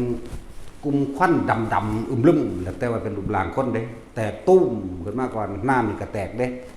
น้ำกระจายตุ้มขึ้นมาเลยเด้แล้วก็เป็นตัวนั้นลุกขึ้นยืนบักใหญ่เลยแล้วก็ย่างไปย่างมาย่างไปเฮาก็ยืนเบิ่งซื่อๆแต่ว่าความรู้สึกโตอยู่พี่อยากบ่ล่ะเห็นยืนเบิ่งย่างเข้ามาใกล้ๆก้มเบิ่งเฮาแล้วถอยออกไปถอยออกไปเป็นอย่างที่ประหลาดมากอันนี้แต่โตอันนี้แหละตอนที่มันกระโดดลุกขึ้นจากน้ำปุ๊บบักใหญ่คืออีเกียใหญ่นี่ซ้ำสร้างหรือใหญ่ก็สร้างเด้จักบ่ล่ะดินวบมานี่อันกกไม้ทั้งข้างเฮานี่ตีพับตีอีหลีเด้บ่ธรรมดาเด้งาไม้อวยข้างแล้วก็ห้องว้าขึ้นบักดังๆเลยเด้คืออีเกียนี่หังบ่แม่นอีเกียเทียบใส่ไดโนเสาร์ทีเล็กบินได้ไหมสิเทียบใส่ตัวนั้นบินขึ้นไปสูงๆซะก่อนเด้ตีเสียงตีปีกนี่บ่ธรรมดาเด้บ่เลยเด้บ่ธรรมดาเด้แล้วสิเจิดมาหาเฮาแต่ว่าก็แปลกประหลาดก็มีอีกอันนึงอยู่ทางหลังเฮานี่บินเข้ามาปะทะกันให้เฮาเบิ่งไว้ธรรมดาเด้อันนี้อยู่มันดาเล่นี่อันตัวนั้นบินมาปะทะกันเด้สู้กันกวากอยู่นะกวากใส่กันเลยเด้ก็เบิ่งซื่อๆนี่แหละใหญ่เด้บ่น้อยๆเด้วายวันใหญ่ก็สร้างอยู่แล้วมันสู้กันต้มอยู่เด้ว่าธรรมดาเด้มันตบกันไหมตีกันแบบนกตีกันไหมหำอยู่โดนเติบได้บ่ได้ข้าวเดียวเด้อเป็น10 นาที20 นาทีพุ่นเด้อก็ยืนเบิ่งอยู่หั่นถ้าเดี๋ยวอันโตตุ้มขึ้นจากน้ำนี่แพ้เว้ยแพ้ตัวนี้ไหลหยุมเด้มันเอาคืออีเกียแต่ว่ามีศพรู้จักว่าคืออีเกียใหญ่ซ้ำซากแต่ว่ามันไม่มีศพมันมีศพแบบศพนกไหมหังเป็นศพยาวๆไหมสักจุกไปเลยตัวนึงก็ห้องว้ากไปเด้บ่แม่นเสียงค่อยๆน้อยๆเด้คือเฮาว่าอยู่นี่เด้เสียงบักใหญ่กล่องกลางบ้านไปเลยเด้ว้าเจิดหนีไปทางไกลตัวนึงก็บินขึ้นสูงๆซะก่อนเจิดขึ้นมาเฮาสวนเฮานี่ฟืดจนว่าเฮาจะโยกพุ่นเด้ว่าธรรมดาเด้โตเฮาโยกเลยโยกจังซี่ใหญ่เด้ธรรมดาเด้มาใกล้ๆ ก็ปีนขึ้นไปจับเท่านั้นภูเขาตีบีพับงาไว้น้ำมันบึมบัมบึมเดก็เลี้ยวเบิ้งธรรมดาอย่างเงี้ยธรรมดาไว้แต่กระจางหายไปบ่แม่นฝันเด้บ่แม่นนิมิตแบบรับตาเห็นเด้ฝันทั้งที่ยังตื่นอยู่ได้อันนี้อยากบอกอะไรฝันอยู่ทั้งฝันทั้งที่ยังตื่นอยู่ฝันทั้งที่ลืมตาอยู่นี่ยืนเบิ้งเฉลยอยู่นี่แล้วหังบ่คิดกับมันได้พี่อยู่พี่นวงอยู่บนหัวบางทีก็ขนลุกวือขึ้นแต่ว่าความจริงเราบ่ได้ย่านเด้ในใจนี่บ่ย่านเลยไม่มีความรู้สึกใดๆแต่ว่าคนขี้มันลุกขึ้นเบิ่มเอาเองมันเป็นฟูดได้ว่าธรรมดาเด้นั่นแหละคนขี้ลุกกบอาการนี่เบิดอันตัวขนลุกนี่อันความรู้สึกอยู่หน้าผากอยู่หัวนี่กลบเกลื่อนเบิดเลยคนขี้ลุกวืดขึ้นแล้วจังซั่นล่ะนี่ก็อีกแบบนึงเด้นั่นแหละอีกอันนึงสารวินอันก็เป็นน้ำบึ้มขึ้นด้วยกันแต่ตู้อุ้มขึ้นยางมาจากน้ำเลยเด้ลุกมาจากน้ำอยู่กลางน้ำลุกยางนี่คนก็10 เมตรพุ่นละคนสูงไงเวลามันยางน้ำมันก็วือมาคือเฮายางน้ำนี่เด้น้ำก็สิเพียงแอวมันนี่แหละคอยสูงขึ้นมาฮอดสัตว์เฮาเลยเด้อันกันนั่งว่าแม่นนั่งรับตาเด้นั่งก้อนหินธรรมดาเอาขาข้างขวานี่กล้วยมาขาข้างซ้ายแต่วางมือก็ธรรมดานี่ก็เบิ่งนั่นแหละมันก็บึ้มมาฮอดมาฮอดก็จับเอาอีหยังพู้แล้วฝากใส่เฮาโลดทั้งสิก็มีเด้แล้วหลายอย่างที่เห็นมานั่นอีกอันนึงอยู่ไสวะน่าสิอยู่เมืองการอันนี้อันโตนหัวรอเฮานี่ดาวอ่ะแต่สินเชื่อเอาเด้ออันนี้ก็เลยมีผู้ยิ่งกี่ไล่หรอกถ้ามันงามมึงเสร็จกูคมขืนมึงเลยอันนี้ขี้ไล่โคตรทั้งเน่าทั้งเหม็นอีห่านี่ทั้งสั้นแหละตัวนี้ก็ตัวใหญ่คือกันนี่ก็ใหญ่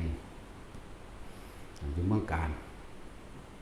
ตัวเสียอำเภอใดชื่อว่าอะไรหรอกโอ้บ่ได้บ่ค่อยไปไกลคนนานๆจังสิออกบิณฑบาตทีนึงนะผู้เขาเห็นก็สิเห็นอยู่หั่นแหละเขาก็เขาก็สิเห็นอยู่หั่นแหละผู้หมายถึงเห็นเฮานั่นน่ะท้องผาภูมิหรือหยังเขานั่นแหละ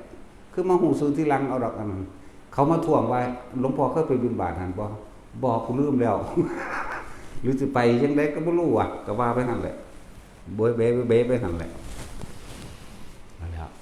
ตัวนี้ก็คือกันเท่ากันอันนี้มันอยู่หน้าผาตัวนี้ดูแม่นผาสูงดอกโขดหินแล้วก็เป็นหน้าผาเพราะยางอ่อนไปอ่อนมาได้แต่ว่ามันเป็นก้อนหินใหญ่ถือว่าทำก็บ่ว่าดอกบ่มันทำดอกยางไปจังซั่นแท้จังได้จังหัวขาดขึ้นว่าหัวเราเฮาอยู่น่ะแต่สิเดียวเด้อเสียงก็จะบักไงเลยอีหาก็เลยเหม็นก็เหม็นเน่าก็เน่าเขาก็ยืนเบิ้งนั่นแหละใกล้เขามาเอามันใหญ่ได้หัวมันทำองค์คนเด้แต่เสียนหัวมันทำองค์คนเด้มันผู้ใหญ่อีหลีได้อีหายก้มมาใส่เข้าไปใกล้ตาหยดปกก้มไม่มาของมึงขึ้นไปกับบ่ว่าแล้วก็โยกขึ้นโยกไปโยกขึ้นอยู่พระสำนักก็หัวเราะเฮาบาดนี้เสียงหัวเราะบ่แม่นเสียงค่อยๆเด้ปานมันเปิดใส่ลำโพงบักใหญ่หมดเด้บ่ธรรมดาหัวอยู่หั่นแต่มันขำแมงยังกระดอดอ่ะกูบ่ได้ตลกเด้ว่ะแต่ว่าตอนนั้นบ่ได้คิดเด้อบ่ได้คิดอีหยังแต่เบิ่งกับมันซื่อๆย่างก็ไปกับมาบัดนี้ตัวน้อยลงเด้บัดนี้เฮ็ดซ้ำเฮานั่นแหละย่างน้ำข้างๆเฮานั่นแหละเฮาก็ย่างก็ไปกับมาอยู่แล้วฝืนจงกรมมาแหละก็ย่างข้างๆเฮานี่แหมก้มสักงอกคือเฮานี่แหม โอ้ยอีหามเอ้ยว่ะแต่ว่าเหม็นเหม็นโอ้ยว่าสิว่ามึงอดสว่างงามให้กูได้แม่กูหังอยู่ป่ามาโดนว่ะมันเสือกบ่งามให้จักเทื่อแม่ย่างอยู่หั่นอันนี้โดนเติบอยู่หานาทีอยู่ดอกเฮ็ดตัวใหญ่แล้วก็เฮ็ดตัวน้อยแล้วมันย่างเทียมข้างเฮาเลยนี่เว้าที่หลังซื้อดอกพอดีแหละกูหังย่านอยู่มาเป็นหมู่กูพอดีล่ะหั่นน่ะไปเป็นหมู่ตัดสินพุ่นเด้อเสียงหัวเราะเพิ่นมันจนขำแม่งอย่างมันเบิ่งตลกบ่อีหานี่วะนั่นแหละมันไปหาตาสินพุ่นแต่อย่างมวนไล่คุบกันโลดแต่แบบนึงมันก็มีอยู่บ่แม่นหลับตาบ่แม่นนอนหลับฝันเข้าใจบ่เพราะส่วนมากเฮานี่ถ้าหลับตานี่หลายโพดถึงว่าหลับตามันเห็นหลายโพดก็เลยบ่อยากสนใจอันตัวหลับตามาเว้าให้ฟังเอาตัวมื่นตาเลยส่วนมากเฮาเว้าเรื่องนี่เอาตัวมื่นตาเด้ตัวหลับตามันประมาณบ่ได้กันแล้วกันเยอะมาก ก็เลยว่านะมันฝันดอกแต่ว่าอันนี้ฝันทั้งที่ยังตื่นอยู่อันนี้แต่ว่ามีสติรู้สึกตัวอยู่ทุกเมื่อจะมีหลายแบบบางที่ไปตักน้ำมันนี่ชั่วโมงเลยไปตักน้ำอันเป็นหัวพวอยู่อันคือหัวพญานาคกันนะแต่เป็นงูมีงอนแต่บ่ใหญ่สำขาแข่งกับมีสำขาโกยกับมีนั่นแหละเฮ็ดพวขึ้นมาตักเอาตัวไตข้ามมันนั่นแหล้วจะไม่ไพ่ดอกไปตักกันนะเพราะแม่นแนวดีๆดอกกระบอกไม่ไพ่ตักเอา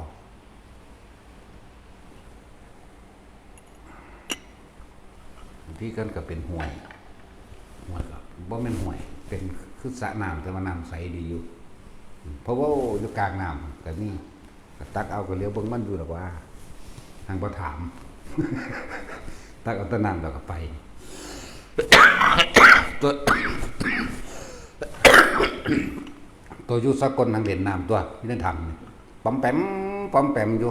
บ่ใหญ่ดอกจำคาแข็งอันนี้เป็นงูสีเทาเสียงน้ำเสียงเล่นน้ำแม่ตีน้ำแปะอยู่นะจ้องแหลมจ้วงอยู่น่ะเหมือนแมงหยังว่าก็ไปซ่อมเบิ่ง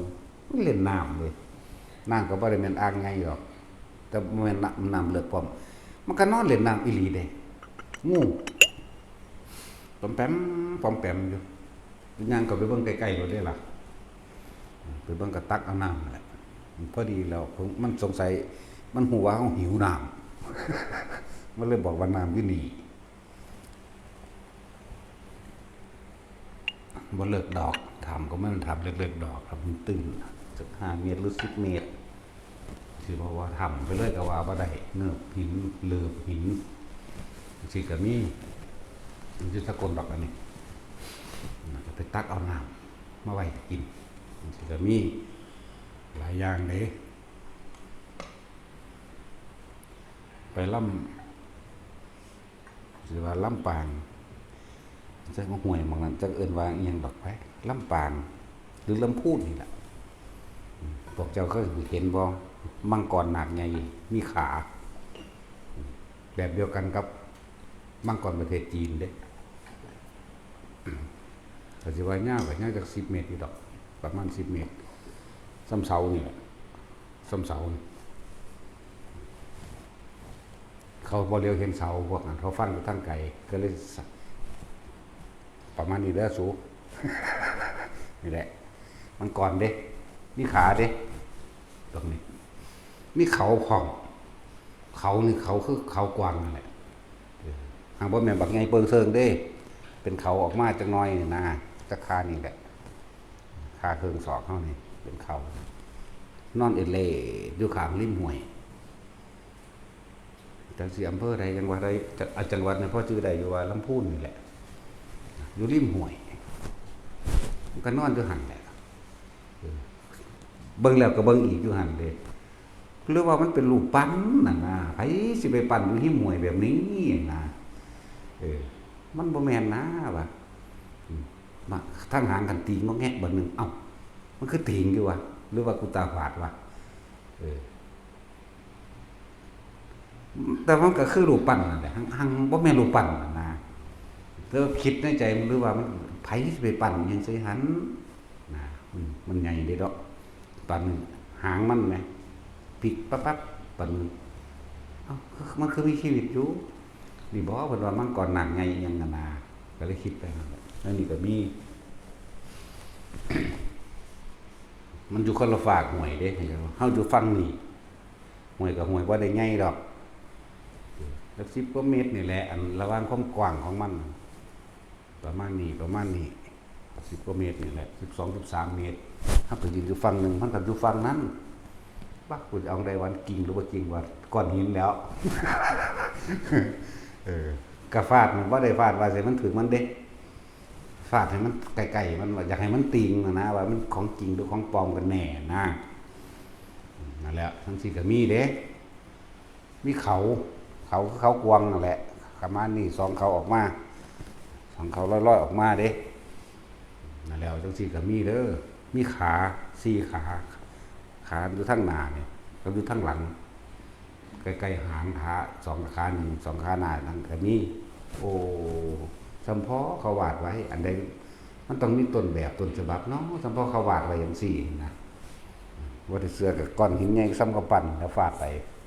มันบ่ได้ฟาดใส่โตมันได้ฟาดใส่น้ำน้ำฟงไปใส่มันจากให้มันตีงหวานแมนบ่ตู้แรกเสยเฮ็ดจังได๋หวยฟาดแม่งสิกลางหลังมันตัววัน บ่ได้มีเจตนาว่าสิทำลายดอกฟาดด้วยเสือกแม่นอีหลีไว้ปูเขาใส่ทั้งหลังงวกบัดนึงง่วงมาเบิ่งเฮาบ่โว้พุ่นนะเอ้าของแท้ตัวนี้วะ คนลุกมือขึ้นก็บ่เฮ็ดหยังพยักหน้างกคือบ่ายเห็นมั้ยแล้วก็บุ๋มลงน้ำเลยบัดแต่ว่ามันโตนลงแห้งเด้ค่อยๆเอาหัวลงวือลงไปตกกลางคืนมาคุยนำเว้ย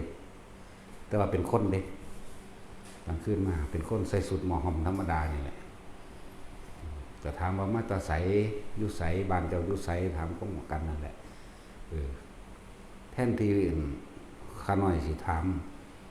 อันพุทธเจ้าว่ามาตาสร้างใดบ้านเมืองใดแต่ว่าพุทธเจ้าอัญญาขันมาถามผู้ข่าวว่ามาจากไสมาบ้านเมืองใดตอนกลางเว้นก็ยังก่อนหินฟาดกลางหลังผู้ขายเดียวซั่น เอ้าสู้เฮ็ดนั่นก็ได้อยู่บ่นะเฮ็ดได้เห็นดากก็คุยกันเพิ่นก็เว้าเรื่องเพิ่นบำเพ็ญความนั้นความนี้นะบำเพ็ญมึงสิเป็นหยังออกกูมึงได้ภาษาเดียวกันบัดนี้จักว่าล่ะบ่ได้มันคำหยาบเด้อเขาบอกว่าสู้สิเป็นหยังสู้สิเป็นนั้นนั่นนี่ก็ติดตามอัญญานั่นแหละเพิ่นว่าตอนนี้มึงอยู่ในลำดับใดมึงก็ถามไปเด้ลำดับนั้นลำดับนี้ก็ฮู้ว่าสุมาติดหยังอยู่นี่นี่ก็ถามมึงมาติดหยังอยู่นี่ติดอันเดียวน่ะกูเข้าใจแล้วติดอันเดียวกูก็ติดคือกันว่ะก็เข้าใจกันพวกที่ใดสิติดตามมาพยายามแก้เขาให้มันเปลี่ยนไปได้เด้อนะหมายถึงว่ามิจฉาทิฏฐิผู้นี้ก็เป็นลูกศิษย์เฮานั่นแหละแต่ว่าลูกศิษย์จังไดก็บ่รู้คือกันบ่ถามมันสิค้านถามเรื่องแก้กันนะแก้กันให้ได้เอากันให้ได้เอากันออกจากวิชาขึ้นมาให้ได้คือวันศีลวันพระ8ค่ำ14ค่ำ15ค่ำหรือมากยิ่งกว่านั้นอย่าลืมถือศีล8แต่ว่าวันธรรมดาให้สู้ถือศีล5เด้อนะสู้จะไปหากินปลาเล็กปลาน้อยหรือรังแกกันก็บอกกัน นั่นแหละจังซี่ก็มีเป็นหยังคือมาหลัดตัวลายก็มีเด้เพราะว่าเขาฮู้ว่ามันสิมีตัวลายมาดักทำลายเฮาใจบ่ล่ะแต่ว่าเพิ่นนี่ก็มีกำลังมากกว่ามีฤทธิ์มีเดชมากกว่าเลยมาดักเฮานั่นแหละว่าสิไปล้างหน้าล้างตาในน้ำอันนั้นแหละว่าธรรมดาแล้วมัน3เดือนก็บ่ใกล้น้ำจักเทื่อ จะคิดได้ว่าสิได้แปรงฟันนั่นแหละพอดีเลยกับนิสัยเขาเป็นคนขี้คร้านอาบน้ำแล้ว ก็ว่าจะไปอาบเนี่ยจะเบิ่งแหละก็เลยสิไปเอา ก้อนหินปุใส่หลังเขาแล้วเขาก็ลงน้ำไปเขาก็ลงไปก็ล้างหน้าล้างแขนล้างขาอาบน้ำแล้วก็ขึ้นมาแล้วก็หาหม้องพักได้แล้วกลางคืนกับเพิ่นตัวมาหาบัดก็เป็นคนมาเด้จังว่าถามว่ามาแตะทางใดบ้านใดเมืองใดบ้านอยู่แถวนั้นแถวนี้บ่แทนที่ข้าน้อยสิเป็นผู้ถามอัญญาเพิ่นว่าอัญญามาจากไสนะจากนั้นแหละก็ถามเพิ่นว่ามาจากไสเอาตอนกลางเว้นก็ยังก้อนหินฟาดกลางหลังภูเขาอยู่เด้เพิ่นว่าจังซี่ก็มีเด้เลยว่ามาเพื่อหยังโอ้ฮู้ว่าเขาน่ะสิมาทำอันตรายให้อัญญาเขาจะเอิ้นอัญญาจากอัญญายังก็สร้างที่แม่นล่ะเนาะก็เลยต้องมาดักเขาไว้นะย่านพวกนั่นมาทำลายนั่นแหละจังว่าอยู่ในระดับใดอยู่ในขั้นใดอันนั้นอันนี้ถามคุยกันไปหลายอะไรแบบหลายอย่างนะตัดสินก็เจ้าเห็นเจ้าสิเฮ็ดแนวใดนี่สักตายเลย มันบ่ได้น้อยเด้มันตัวใหญ่เด้มันเป็นตะยานได้ของแปลกประหลาดเนาะแต่เฮาคิดซื่อๆมันของจริงหรือของปลอมหรือรูปปั้นไผสิมาปั้นใบหิมหวยแบบนี้เด้หางติงก็แงกให้เบิ่งทีแรกเอ้าขนลุกวือขึ้นคือกันเด้บ้าบ่มั่นใจเด้อกูตาฝาดบ่ได้ไกลปานใดดอกนะภาษาน้ำ10กว่าเมตรนึงอันความกว้างมันก้อนหินฟาดปูฟาดแล้วถ้าน้ำมันฟงใส่น่ะมันก็เฉยอยู่แนวใดว่าฟาดแม่งกลางหลังดิปึกใส่กลางหลังนั่นติถือคางนั่นแหละงวกเบิ่งเฮาเด้งวกอวยเบิ่งเด้อวยเบิ่งแล้วก็พยักหน้า1 2 3ครั้งจุ่มหัวลงน้ำหน่วยลงไปเลยเด้น้ำก็ตีมันเป็นคลื่นเป็นหยังนี่เด้ว่าได้มันภาพ3มิติอีหยังเด้ของจริงนี่แหละ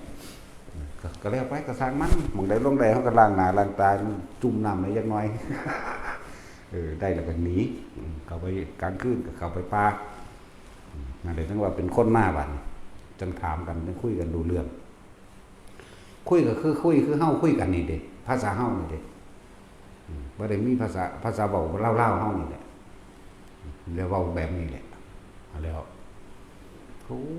ตั้งใจฟังคักแต่ว่าแต่แนวจังซี่บ่มีผู้ใดงวกงากเลยตาซื่อมองกล้องหามึงนี่เนาะแต่ว่ารู้ลมเข้ารู้ลมออกเอาแล้วงูงักแต่ว่านิทานแม่นยังโดยเฉพาะตาสินเนาะถ้าตาสินนั่งซื่อแล้วสิค้ำข้างจ้องใส่เฮาก็ได้อันนี้ใครในอีห้องน้ำบังให้คือจักอีห้องน้ำบ่เจ้าตาสิเจ้าฮู้จักอีห้องน้ำบ่ก็อีสวงเด้อสั่นอีห้องน้ำก็เลยอีห้องน้ำบังให้อะไรมันมีชื่ออีกชื่อนึงชื่อว่าห้องน้ำเด้อเฮ็ดไปเถอะฝึกไปเถอะอีหยังก็ดีแล้วเฮาก็ฝึกเพื่อเบิ่งอารมณ์เจ้าของนั่นแหละทั้งเบิดนี่เว้าเรื่องใดแวกขึ้นมาสิ่งที่เป็นเครื่องตรวจสอบเจ้าของเองคืออารมณ์พอใจกับไม่พอใจความพอใจและบ่พอใจจากตาจากหูจมูกจากลิ้นจากกายถ้ามันสิ้นไปเห็นกระสังได้ยินกระสังได้กระสังอารมณ์ตัวนี้เบิดไปนั่นน่ะดับละนิพพานละเข้าใจว่าล่ะสิ้นตัณหาและอุปาทานแล้วบ่มีอารมณ์นั่นเข้าใจว่าล่ะเฮ็ดไปมีหยังเฮ็ดก็เฮ็ดไปจังสิแนะมาเรื่อยๆนี่แหละบุญบ่แม่นของเล็กน้อยท่านเงินบาทนึงก็บ่แม่นของเล็กน้อยเด้อทุกคนที่มาในนี่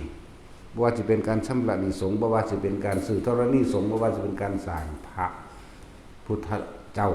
บ่ว่าสิเป็นการทำถนนหนทางหรือสงเคราะห์โลกต่างๆตามเฮ็ดกับทหารก็ตามเข้าใจว่าล่ะกับโรงเรียนก็ตามทุกอย่างหรือคนทุกข์คนยากคนเจ็บคนป่วยที่เฮาสงเคราะห์ซึ่งกันและกันพวกทุกคนมีส่วนให้เบิดอุทิศบุญหรือส่งบุญให้เบิดนั่นแหละบ่อุทิศแต่บาปนั่นแหละเพราะว่าอุทิศบาปแล้วก็บ่มีผู้ใดเอาดอกเนาะพอเล็กน้อยเอาบ่ที่อุทิศบาปให้บาปที่ข้าพเจ้าทำมาตั้งแต่ชาตินั้นฆ่าคน เป็น10ล้านจงเป็นของเขาเล็กไม่น้อยเจ้าจะเอาอยู่บ่ก็มีแต่บุญมันตัวเนาะถ้าอุทิศบาปเขาสิเอาก็อุทิศบุญตัวเขาจึงเอาแม่นบ่ล่ะหรือยายพี่บาปตุกตักสิเอาจะบอกอุทิศบาปให้ถึงแต่บ่อุทิศของเจ้าของก็หลายคักเราเวลาเป็นยางไปเลยตุกตักไปแล้วเอิ้นยายตุกตักถ้าก็เป็นบ้านในอยู่เด้จะว่าทำเด้อมันก็ที่ข่อยว่าได้ผู้เดียวตะกี้เราดำเดี๋ยวนี้เราสดใสขึ้นมาหลายแล้วเถอะเห็นว่าตะกี้เราเครียดนั่นแหละเฮ็ดไปเรื่อยๆยังก็ดีบุญบ่แม่นของเล็กน้อยให้ทานแม่นบาทนึงการทำบุญทำกุศลมันเฮาไปเอางาไม้ขวางทางออกหรือมันหักในทางก็เป็นบุญแล้วเด้แต่บ่ล่ะงาไม้ที่ปกปิดบางตามถนนหนทางดึงออกเพราะว่าย่านคนไปเป็นอันตรายเห็นไหมมันก็เป็นบุญหน่อยเด้มันเป็นของหน่อยเด้มันก็ดีขวดแก้วแตกหรือตะปูที่มันตกไปตามถนนทางยานรถเข้าไปเหยียบจนเขาเป็นอันตรายนี่มันก็เป็นบุญหน่อยเด้คำว่าทรงพรหมวิหารสี่เมตตากรุณามุทิตาอุเบกขาบ่แม่นแต่ว่าสิมาทรงชาติในลักษณะนี้เด้คนที่เข้าถึงจิตวิญญาณแห่งความเมตตาแค่เห็นคนตกทุกข์ได้ยากมันก็สะเทือนเลยจังว่าความรู้สึกร้องไห้เอาเองมันก็ยังเป็นเด้เฮาบ่ได้ห้องไห้แต่ว่าความรู้สึกของเฮามันเข้าไปมันเป็นของมันคำว่านั่นแหละวิธีเร่งรัดบารมีอีกอย่างหนึ่งของไผก็ดี การเจริญพรหมวิหาร4รักผู้อื่นเสมอตนรักตนเสมอด้วยผู้อื่นมาความคิดทำร้ายเบียดเบียนเห็นคนตกทุกข์ได้ยากบ่ได้ซอยเหลือบ่ได้ก็มีกำลังใจส่งให้จังอีหยังเฮาบ่มีจักอย่างเลยบ่มีแนวสิซอยเลยจักอันจักอย่างมีแต่คำเรียกว่าแผ่เมตตาขอให้เจ้าพ้นจากทุกข์จากยากเด้อข่อยก็บ่มีหยังซอยเจ้าใดเป็นความปรารถนาและหวังดีซึ่งกันและกันมันก็เป็นบุญแล้วจักบ่ล่ะนั่นแหละ ทรงพรหมวิหาร4ก็บ่แม่นแต่ว่าเฮาสิเฮ็ดว่าสิทรงฌานแบบนี้อันนี้มันเป็นการทรงฌานเจริญฌานโดยอานาปานสติอันนี้ก็อย่างนึงแต่ถ้าอยากเร่งรัดตัวเองน่ะต้องซอยเหลือคนอุทิศตนเองออกตัวนั่นบ่ล่ะบ่แม่นเห็นแต่เฉพาะอยากกินในครอบครัวเจ้าของมีเงินแสนเงินล้านก็บ่มีความหมายดอกถ้าบ่สร้างให้ผู้อื่นได้ประโยชน์จากการมีของเจ้าของล้วนแล้วแต่เงินแสนเงินล้านนั้นมาทำร้ายตัวเองจะไปสะอ่อนเฮาบ่สะอ่อนได้คนรวยๆสละเงินล้านออกมาสละกระสร้างแล้วเจ้าก็บ่เห็นว่าเจ้าจะเงินล้านออกมาทำประโยชน์อีหยังเลยเนาะแม้แต่คนบวชโดยบ่ได้สุว่ามีเงินอยู่พันล้านหมื่นล้านคำว่าสละออกในของเขาเลยสละก็ให้ญาติให้พ่อแม่ให้พี่น้องหรือยังก็แล้วแต่นี่เฮายังบ่ได้สะอ่อนเลยเจ้าต้องบ่เจาะจงว่านี่เป็นญาติแม่นี่เป็นมารดาหรือนี่เป็นบิดานี่เป็นญาติไสโลหิตหรือเป็นน้องหรือเป็นลูกก็ตามเจ้าต้องสละเป็นสาธารณะตัวไม่ได้สนใจทรัพย์สินแสนล้านกูบ่ได้สะอ่อนเพราะว่าหยังมันก็อยู่ในตระกูลสูงคือเก่าแม่นว่าล่ะนั่นแล้วอันนี้เป็นเรื่องละเอียดลึกซึ้งเด้อเป็นเรื่องที่เฮาคาดคิดบ่ถึงซ้ำคือเขาว่าผู้ขาเบ้ายังแล้วสละเบิดแล้วหน้านี่ก็โอนให้น้องแล้วเห็นบ่รถนี่ก็เอาให้หลานก็โตตนของมึงคือเก่าตัวนั้นน่ะมันต้องเอามาสร้างสาธารณะพุ่นสร้างแมงแผ่นดินสงฆ์จักบ่ล่ะนี่มันจังบ่ได้เจาะจงว่าของไผเนาะมันไผกล้าเว้าด้วยอันนี้เนาะเขาย่านผิดใจแม้ว่าซั่นผิดสร้างแมงเด้เนาะสาระจริงๆน่ะต้องเป็นสาธารณะจากบุคคลสาธารณะก็อันนี้สาระยังให้ญาติแล้วให้เอื้อยแล้วให้น้องแล้วให้ผู้นั้นให้ผู้นี้ถ้ายกส่วนหนึ่งให้มารดาบิดายกไว้ส่วนหนึ่งปัจจัยวันนี้สมมุติว่ามีอยู่10,000 ล้านหรือแสนล้านเอา50ส่วนนี่ให้พ่อกับแม่ซะแต่ว่าอีกส่วนหนึ่งนี่เขาออกมาทำเป็นสาธารณะที่เห็นบ่ล่ะโรงพยาบาลก็ได้โรงเรียนก็ได้ถนนหนทางก็ได้แต่ว่าสิ่งที่ได้สูงสุดคือศาลธรณีสงฆ์อันเป็นสถานที่รองรับพระสัทธรรมคำสอนพุทธเจ้าและก็เป็นที่รองรับบุคคลทั้งหลายที่เดินทางเข้ามาในการพึ่งพาอาศัยธรรมะเห็นบ่ล่ะ ตัวพี่ได้ตัวเฮาสะอ่อนเฮ้ยเด็กกูมีเบิ่งได้แสนล้านนะคนถูกคนยากแล้วเฮาหูแน่นปลดมันเบิดอยู่นี่นั่นแล้วจึงบอกว่าจะมาคุยอันพวกว่าผมสละเบิดแล้วสละให้ไผสละให้น้องนั่นแหละตัวตนน้องกูคือเขาเนาะอย่ามาบอกอ้างเด้อว่านี่ กูได้ว่าสละให้อันนี้ให้น้องแล้วอันนี้ให้ลูกหลานแล้วนี่แม่นบ่ล่ะแต่ส่วนคนที่เคยมีครอบครัวแล้วให้เมียหรือให้ลูกก็แล้วไปเพราะนั้นเป็นกรรมพวกเจ้าต้องรับผิดชอบกันก็เฮ็ดไปแต่คนที่บ่มีเมียบ่มีลูกเป็นทายาทแสนล้านถ้าของมีส่วนในทรัพย์มรดกนั่นถ้าตัวเองมีส่วนอยู่แล้วแม่นบ่หมายความว่าเป็นเงินฝากของเจ้าของอยู่แล้วแสนล้านเนาะเอาเครื่องนึงนี่ให้พ่อให้แม่ซะแต่ว่าเครื่องนึงกูสิสร้างสาธารณะเข้าใจบ่ล่ะสาธารณกุศลสิเด้บ่แม่นสละเบิดเลยทีเดียวโดยที่บ่ได้มาสร้างอันสิเป็นสาธารณกุศลออกฟังดีๆได้ละเอียดอยู่ได้อันนี้เด้อเข้าใจบ่ล่ะตาจุ้ยเอาฮอดมื้อเจ้าสิบวชมอบให้เมียเบิดผมบ่เอาหยังแล้วผมเอาให้เมียเบิดเอาให้มันเครื่องนึงเอาตัวเนาะเพราะว่าพอเจ้าบวชแล้วแม่เจ้าก็ตายแล้วจักว่าล่ะเอาให้เมียเครื่องนึงเอาให้เจ้าของเครื่องนึงทำบุญให้แม่ตัวบัดนี้แต่ว่าพ้นแล้วแหละแม่พวกเจ้านั่นน่ะเดือน15ค่ำเดือน7แรกปูนตะบุญได้7แม่สั่นตัวได้14แม่แล้ว2ปี3ปี4ปีขึ้นมาแล้วนี่แม่นบ่ล่ะนั่นแหละฟังเข้าใจก็เข้าใจเด้อเพราะฉะนั้นสาระบ่ได้บ่หยังแต่ว่ามีเมียมีลูกมีหยังนั่นเป็นส่วนกรรมที่รับผิดชอบกันก็แล้วไปแต่ว่าสำหรับคนที่มีพ่อแม่อยู่แต่มีทรัพย์สมบัติเจ้าของสมบัติว่า10,000เอาให้แม่ซะ50นี่50,000นี่อันส่วนนี้ก็เอามาให้มันเป็นสาธารณประโยชน์นึงละเว้ยเนาะนั่นแล้วอันนี้สำหรับแต่ว่าถ้าว่าบ่มีลูกบ่มีเมียตัวมีน้องมีเอื้อยเอาให้เอื้อยเอาให้น้องผมบ่เอาหยังแล้วผมสละให้เอื้อยให้น้องเบิดแล้วนั่นล่ะเอาสร้างมันเป็นสิ่งที่เป็นสาธารณะเลยจะไปสร้างมันเอามันก็ไปเมากิเลสมันคือเก่าตัวเนาะแม่นว่าล่ะดีบ่ดีมันขายเล่นไฮโลเบิดเล่นไพ่เบิด